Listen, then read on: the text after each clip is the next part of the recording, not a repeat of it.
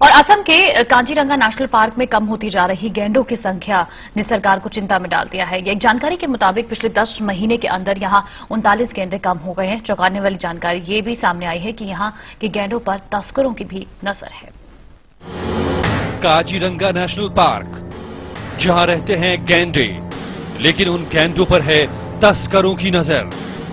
विदेशों में है गैंडों की सींगों की बड़ी मांग।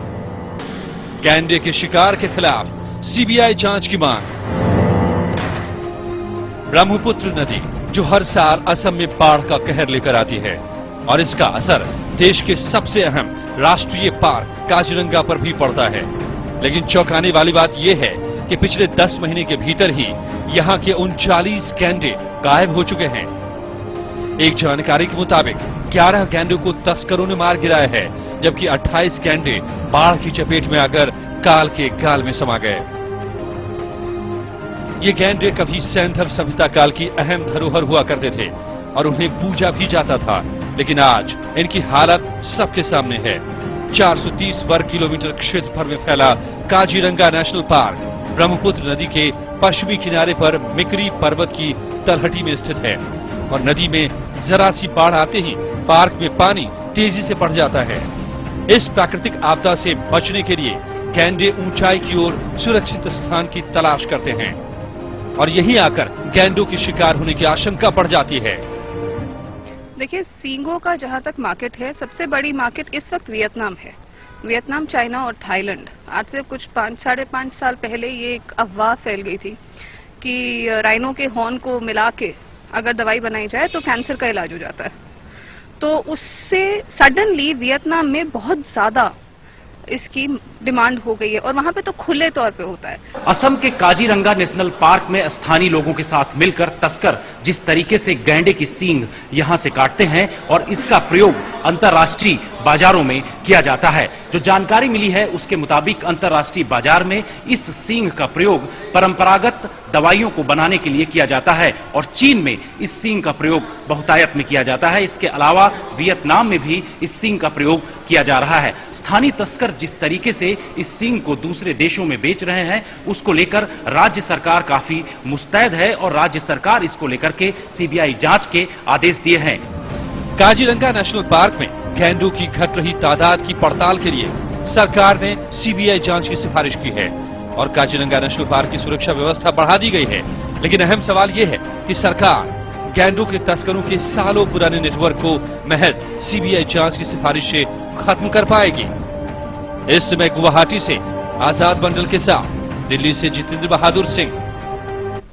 लेकिन इसमें अहम सवाल यह है कि आखिर क्यों गैंडों की संख्या घटने लगी है। जानकारों की राय में यौन शक्ति बढ़ाने के लिए विदेशों में गैंडों की सींगों की खासी मांग है, लिहाजा तस्कर गैंडों को मारकर इन्हें विश्व बाजार में ऊंची कीमत में धड़ल्ले से बेच रहे हैं।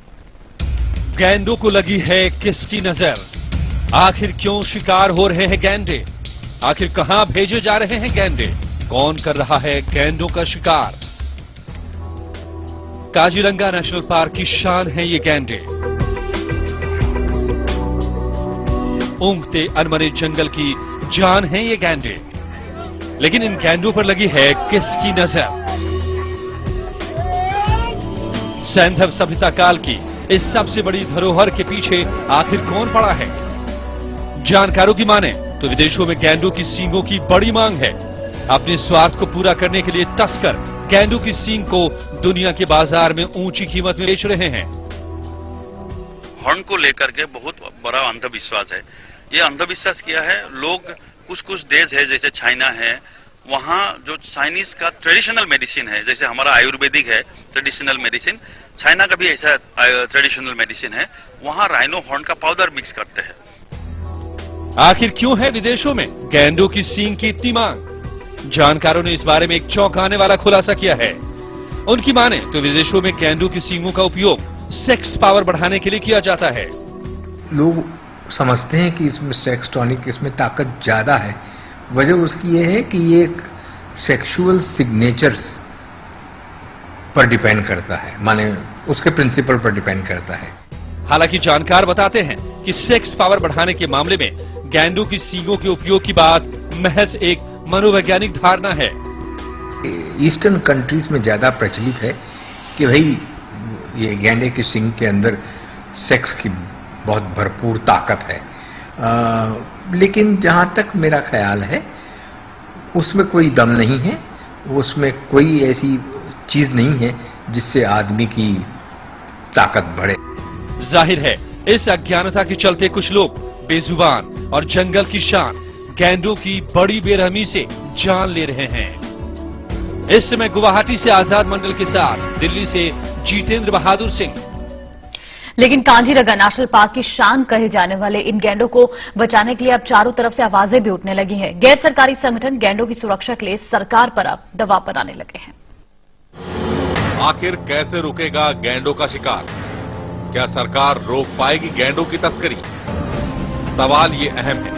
जो गैंडे सैंधव सभ्यता काल की धरोहर हुआ करते थे, जिन्हें यहाँ पूजा जाता था, आज उनके अस्तित्व को बचाने के लिए गैर सरकारी संगठन को सामने आना पड़ा है। आप इन तस्वीरों में देख सकते हैं कि हाथों में तख्तियां थामे लोग गैंडे को बचाने के लिए प्रदर्शन कर रहे हैं और इस दिशा में सरकार से जरूरी कार्रवाई करने की मांग कर रहे हैं। जो सिक्योरिटी प्रोटेक्शन हमको बढ़ाना पड़ेगा, इंफॉर्मेशन नेटवर्क को और अलर्ट करना पड़ेगा और डिफरेंट सिक्योरिटी एजेंसीज जैसे पुलिस, आर्मी, पैरामिलिट्री और इंफॉर्मेशन सबको एक जॉइंट कमांड करे तो इंफॉर्मेशन एक्सचेंज हो। आर्मी को कोई पकड़ा गया जो राइनो का करते हैं, उसको अगर फॉरेस्ट में इंफॉर्मेशन आता है तो ऐसा जॉइंट कमांड होना चाहिए, मैं समझता हूं।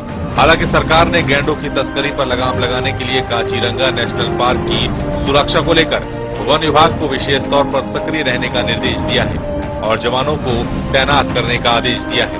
यहां तक कि सीबीआई जांच की भी सिफारिश की गई है। तो 2-3 दिन में जो पोचिंग हो रहा है और ये 3 बरस का जो हाल है, इसके लिए सीबीआई इंक्वायरी करने के लिए माननीय मुख्यमंत्री ने सीबीआई इंक्वायरी करने के लिए ऑर्डर दे दिया है और बोला है अगर कोई आदमी पोचर के बारे में एडमिनिस्ट्रेशन को कहेंगे तो उनको 5 लाख रुपया सरकार की तरफ से इनाम दिया जाएगा। सामाजिक कार्यकर्ता इस बात से नाराज हैं कि सरकार गैंडों की शिकार को रोक पाने में नाकाम है। स्थानीय लोगों में भी गैंडों की घटती संख्या को लेकर रोष बढ़ता जा रहा है। लोग गैंडों को न केवल तस्करों से बचाने की मांग कर रहे हैं, बल्कि बाढ़ आने पर उन्हें सुरक्षित स्थानों पर ले जाने की भी मांग कर रहे हैं। असम में हो रहे गैंडों की सींग की तस्करी को लेकर केंद्रीय पर्यावरण मंत्रालय भी काफी मुस्तैद है। पर्यावरण मंत्री ने आदेश दिए हैं कि wild life crime control bureau के जरिए इसकी जांच कराई जानी चाहिए और उसकी रिपोर्ट भी 1 सप्ताह में मांगी है। लेकिन जिस तरीके से तस्कर स्थानीय लोगों के साथ मिलकर इस बड़े कारनामे को अंजाम दे रहे हैं, उसको क्या रोक लगा पाएगी सरकार? इस समय असम से आजाद मंडल के साथ दिल्ली से जितेंद्र सिंह।